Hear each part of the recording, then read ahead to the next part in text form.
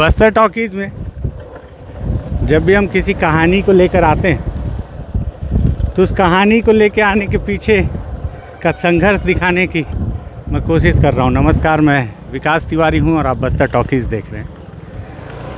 दरअसल बस्तर टॉकीज़ की कहानियाँ ही बस्तर के अंदरूनी इलाके की होती हैं। उन इलाकों की कहानियाँ जो कहानियाँ अक्सर आप लोगों के नज़रों तक नहीं पहुँच पाती। कोशिश करते हैं कि वहाँ तक हम पहुँचें, लेकिन उन इलाकों में पहुँचने के लिए जद्दोजहद कितनी करनी पड़ती है, उसे दिखाने के लिए मैं एक ये वीडियो तैयार कर रहा हूँ जैसे तैसे चलते चलते। और वीडियो हिलेगा डुलेगा तो आप माफ़ कीजिएगा, और कहीं रास्ते में हम गिर पड़ें तो हंसिएगा मत। हमारे साथ जो है सुकमा ज़िले के हमारे साथी हैं सतीश चांडक, और सामने और भी साथी हैं, आप देखें वो भी सामने चल रहे हैं।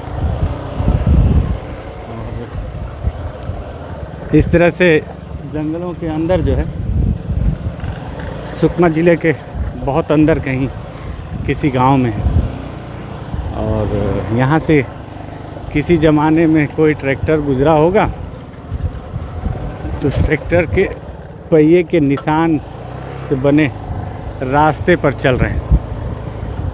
और इस दरमियान रास्ते में एक नाला भी पड़ा। नाले को हम लोगों ने बहुत ही मुश्किल से पार किया। पानी ज़्यादा नहीं था, लेकिन परेशानी इस बात की थी कि कहीं हमारी मोटरसाइकिल के इंजन में पानी ना चला जाए, क्योंकि इतने अंदर हैं जहाँ नेटवर्क भी नहीं है, और अगर यहाँ पे पानी चला गया इंजन में बहुत समस्या का सामना करना पड़ेगा। आप देखें कितनी जद्दोजहद से बारिश तेज़ हुई थी यहाँ कुछ दिनों पहले, लेकिन अभी बारिश बंद हो गई है, जिससे अब धूप बहुत चमकीली है। सतीश है हमारे साथ। सतीश जी, कैसा है अनुभव? आप लोगों को हमेशा इस तरह के अनुभव से दो चार होते हैं। अब अनुभव के बारे में आपको बता रहा हूँ कि अक्सर जो है बड़े जगह जहाँ मैदानी इलाका हो या दूसरे प्रदेशों में रास्ता देख के चला जाता है। वहाँ पर निशान होता है कि आपको दाएं जाना है, बाएं जाना है, इतना किलोमीटर है। हमारे यहाँ कहते हैं कि रास्ता देख के नहीं, रास्ता पढ़ के जाना पड़ता है। अच्छा। मतलब क्या होता है ना, दरअसल यहाँ पर छोटे छोटे रास्ते हैं। आप जा रहे हो, वहाँ से 4 पगडंडी या अलग अलग दिशाओं में जा रही है, तो आपको पढ़ना पड़ता है कि किस रास्ते से कौन सी बाइक गई होगी, कौन सा गाड़ी गया होगा, उसको देख के आपको जाना पड़ता है। छोटा सा नाला आ गया तो मैं उतर जाता हूँ। आप देखें अबे ये तो बहुत छोटा नाला है, बहुत छोटा, मतलब कुछ भी नहीं है। और इसके पहले का जो नाला आपने वीडियो में देखा, जो मैंने बनाया था, किस तरह से हमने पार किया। सुनील भी है हमारे साथ में। हाँ, निकलो सुनील। और इस नाले को सब तो मोटरसाइकिल से चले गए, मैं पैदल ही पार कर रहा हूँ। ये पहाड़ी नाला है, और बस्तर के अंदरूनी इलाकों में इस तरह के कई नाले आपको मिलेंगे। और जब बारिश तेज़ होती है तो ये नाले जो हैं बहुत ज़्यादा उफान पर आ जाते हैं। तो आगे भी देखिएगा किस तरह के और अनुभव है। तो सतीश से हम बात कर रहे थे। सुनील से एक मिनट आपको बात करवा देता हूँ। सुनील, कैसा है अनुभव? बहुत शानदार है। हाँ। बारिश के और मानसून के समय में हम तो सोचते थे कि घर बैठे ही सोचते हैं कि सुकमा की स्थिति कैसी है, अंदरूनी क्षेत्रों की स्थिति कैसी है। आज पता चल रहा है भाई की स्थिति कैसी है। स्थिति खराब। और अंदरूनी इलाकों में और भी बहुत सारी कहानियाँ लेने निकले, देखते हैं क्या क्या कहानी निकलती है। लेकिन मुझे लगा कि कहानी निकालने के पीछे की कहानी आपको दिखाऊं। देख तो सेल्फी स्टिक रखे इस बार, तो इससे क्या है, मोटरसाइकिल का सफ़र दिखाने में बहुत आसानी हो रही है। तो हम सतीश से बात कर रहे थे।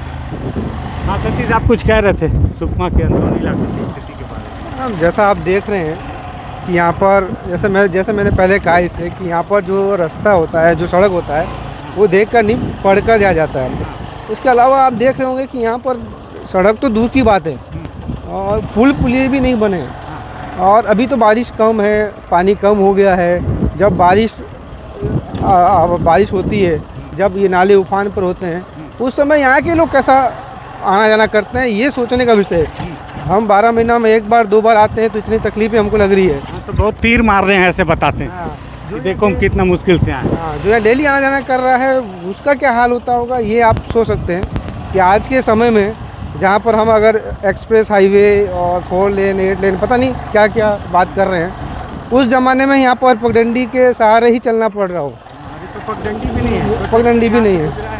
अब यहाँ पर ये 2 रास्ते हैं, अब किधर जाना है ये तय भी। हाँ 2 रास्ते हैं। देखो हमारे साथी किधर गए, लगता है हम गलत रास्ते पे हैं। अच्छा ठीक ऐसा होता है ये जंगल में। हाँ सही कहा सतीश ने अभी कहा, यहाँ रास्ता समझ के नहीं पढ़ के चलना होता है और पता नहीं किस रास्ते पे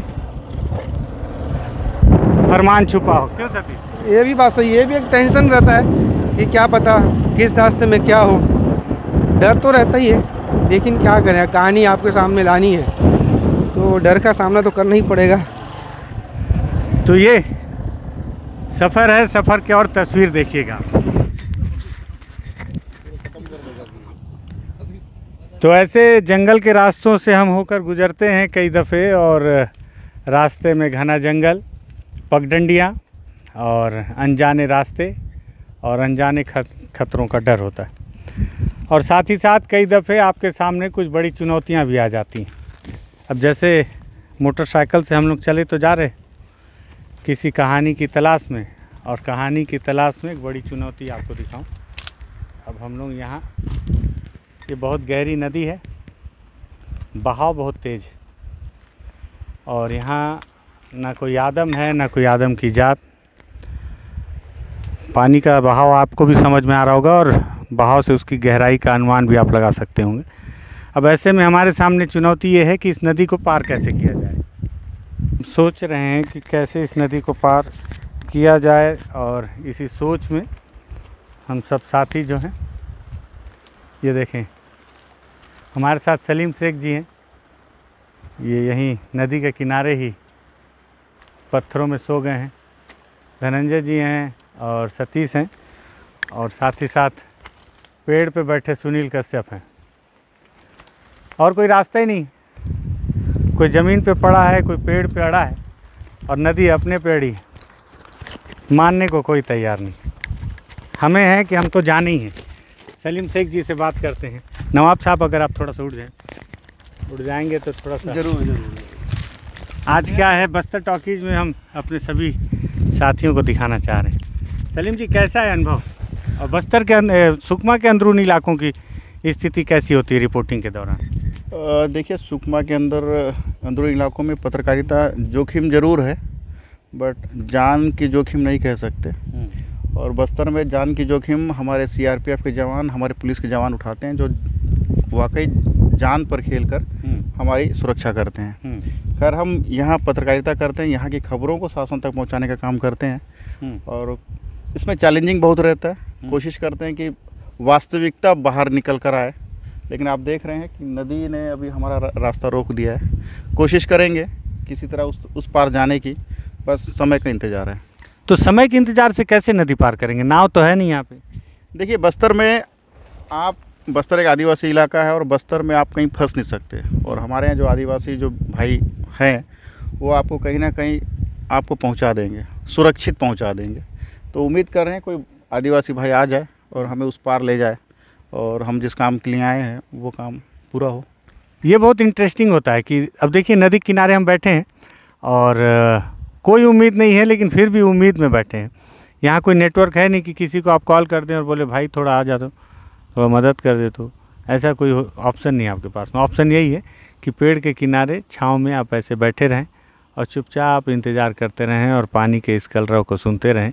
शायद इसी बीच कोई आदिवासी आ जाए और आपके लिए वो खुदा, भगवान या यीशु, जो भी आप मानते हैं, वो साबित हो जाए। धनंजय जी हैं। धनंजय जी, क्या आप हमारे साथ बातचीत करना पसंद करेंगे? नहीं करेंगे। धनंजय जी आज हमारे साथ आए हैं पहली दफ़े और वो हमारे साथ बातचीत करना पसंद नहीं करेंगे। थोड़ा सा कैमरे से कतरा रहे हैं, सुनील कश्यप हैं, पेड़ पे बैठे हैं, अभी गिरते गिरते बचे हैं। और कई दफ़े जान जोखिम में होती है, कई दफ़े आप अपनी जान बेवजह जोखिम में डाल दिया करते हैं। जैसे अभी सुनील ने डाला था कि पेड़ में बैठे थे और पेड़ की एक डंगाल टूट गई थी और गिर पड़े, तो बाबू घोर पड़े, घोड़े से गिर पड़े वाली स्थिति हो जाती।